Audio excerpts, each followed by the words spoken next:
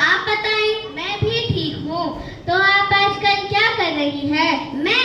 میں صبح کے وقت اسکول جاتی ہوں اور دوپہر کے وقت مدرسے میں تعلیم حاصل کرتی ہوں.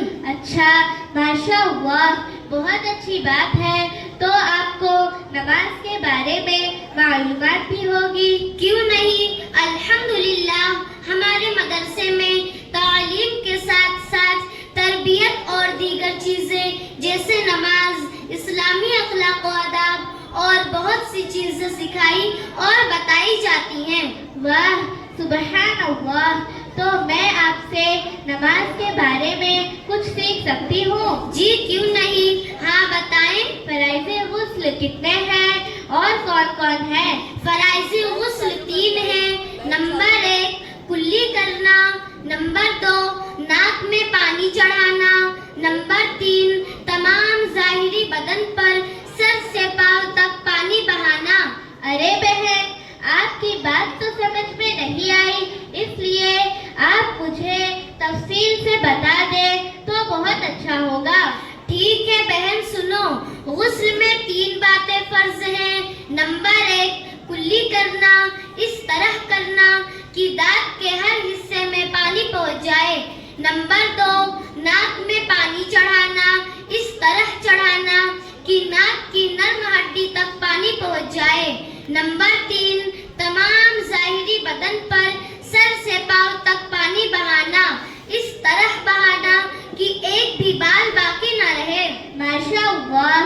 اور بہن، فرائض وضو کتنے ہیں اور کون کون ہیں؟ فرائض وضو 4 ہیں. نمبر 1 چہرہ دھونا، یعنی سر کے بال اگنے کی جگہ سے ٹھوڑی کے نیچے تک ایک کان کی لو سے دوسرے کان کی لو تک. نمبر 2 کوہنیوں سمیت دونوں ہاتھ دھونا. نمبر 3 چوتھائی سر کا مسح کرنا. نمبر 4 دونوں پاؤں ٹخنوں سمیت دھونا. سبحان اللہ.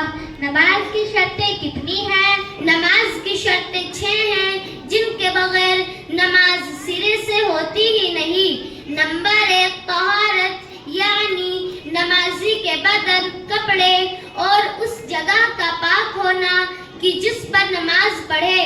نمبر 2 ستر عورت، یعنی مرد کو ناف سے گھٹنے تک چھپانا اور عورت کو سوائے چہرہ، ہتھیلی اور قدم کے پورا بدن چھپانا. عورت اگر اتنا باریک دوپٹہ اوڑھ کر نماز پڑھے کہ جس سے بال کی سیاہی چمکے تو نماز نہ ہوگی جب تک کہ اس پر کوئی ایسی چیز نہ اوڑھے کہ جس سے بال کا رنگ چھپ جائے.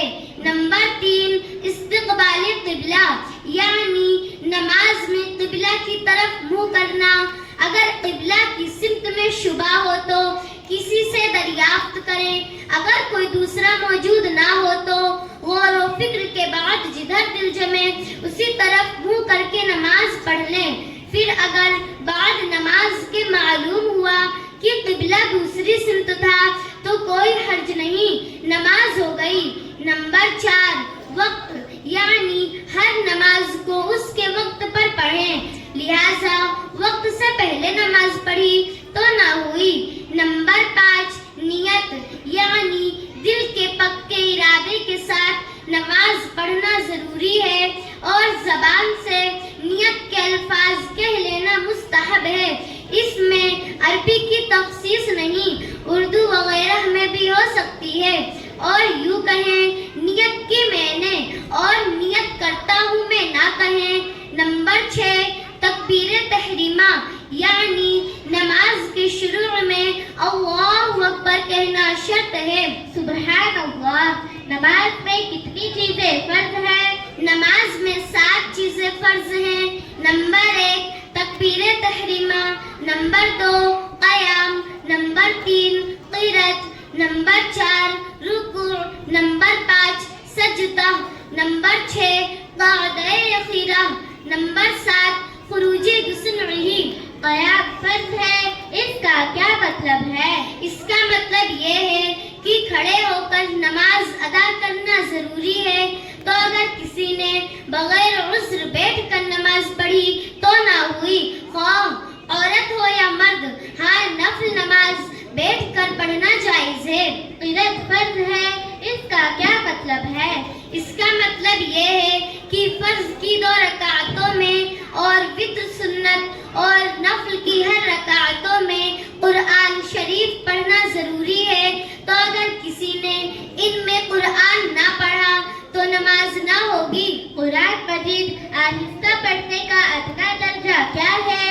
آہستہ پڑھنے کا ادنا درجہ یہ ہے کہ خود سنیں، اگر اس قدر آہستہ پڑھا کہ خود نہ سنا تو نماز نہ ہوگی۔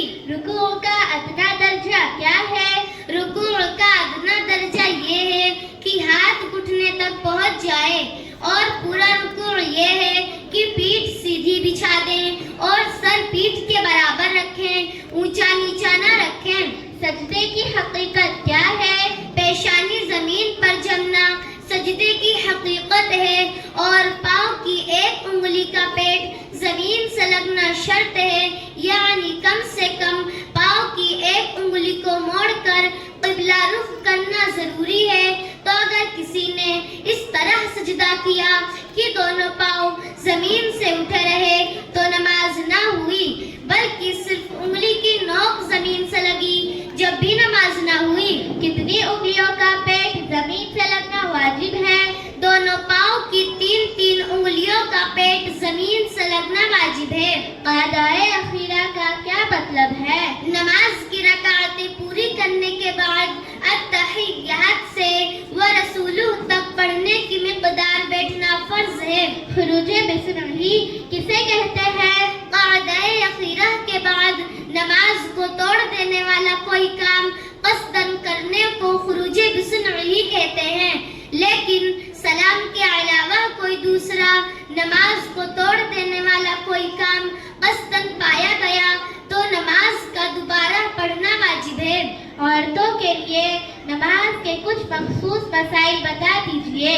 عورتیں تکبیر تحریمہ کے وقت کانوں تک ہاتھ نہ اٹھائیں، بلکہ مونڈے تک اٹھائیں، ہاتھ ناف کے نیچے نہ باندھیں، بلکہ بائیں ہتھیلی سینے پر پستان کے نیچے رکھ کر اس کی پیٹھ پر داہنی ہتھیلی رکھیں، رکوع میں زیادہ نہ جھکیں بلکہ تھوڑا جھکیں، یعنی صرف اس قدر جھکیں کہ ہاتھ گھٹنوں تک پہنچ جائے، اور پیٹھ سیدھی نہ کریں اور گھٹنوں پر زور نہ دیں بلکہ محض ہاتھ رکھ دیں، اور ہاتھوں کی انگلیاں ملی ہوئی رکھیں اور پاؤں کچھ جھکا ہوا رکھیں۔ مردوں کی طرح خوب سیدھا نہ کر دیں، عورتیں سمٹ کر سجدہ کریں، یعنی بازو کروٹوں سے ملا دیں اور پیٹ ران سے، ران پنڈلیوں سے اور پنڈلیاں زمین سے، اور قاعدہ میں بائیں قدم پر نہ بیٹھیں بلکہ دونوں پاؤں داہنی طرف نکال دیں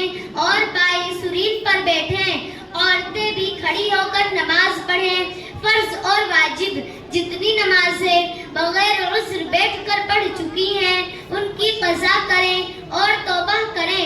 عورت مرد کی امامت ہرگز نہیں کر سکتی، اور صرف عورتیں جماعت کریں، یہ مکروہ تحریمی اور ناجائز ہے۔ عورتوں پر جمعہ اور عیدین کی نماز واجب نہیں۔ ماشاء اللہ، سبحان اللہ، آپ سے مل کر بڑی خوشی ہوئی اور آپ نے مجھے بہت اچھی معلومات بھی دی۔ اللہ پاک آپ کے علم میں اور ترقی عطا فرمائے، آمین۔ السلام علیکم ورحمۃ اللہ وبرکاتہ۔ وعلیکم السلام ورحمۃ اللہ وبرکاتہ۔